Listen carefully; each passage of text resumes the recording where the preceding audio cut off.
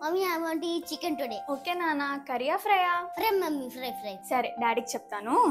ఏమండి, వచ్చేటప్పుడు చికెన్ తీసుకొని రండి, మన లీషు తింటాడంట. సరే తెస్తాను. సరే. ఏంటమ్మా ఇవాళ నీసు వండడం ఏంటి? ఇవాళ శనివారం, మన ఇంట్లో తినం కదా.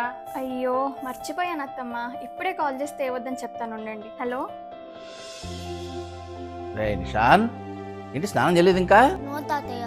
5 నిమిషాలు టైం ఇస్తున్నా, ఫాస్ట్గా వెళ్ళి స్నానం చేసుకుని రెడీ అయ్యి రా. స్కూల్ టైం అవుతుంది కదా నాన్న, అందరికీ తయారై రాపు.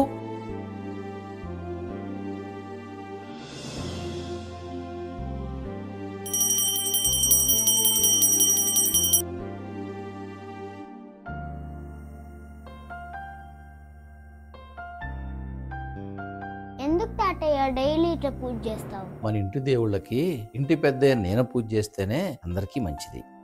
నువ్వు కూడా పెద్దయ్యాక రోజు ఇలాగే పూజ చేయాలి. అప్పుడు ఇంట్లో వాళ్ళందరూ ఆనందంగా ఆరోగ్యంగా ఉంటారు. సరే తాతయ్య.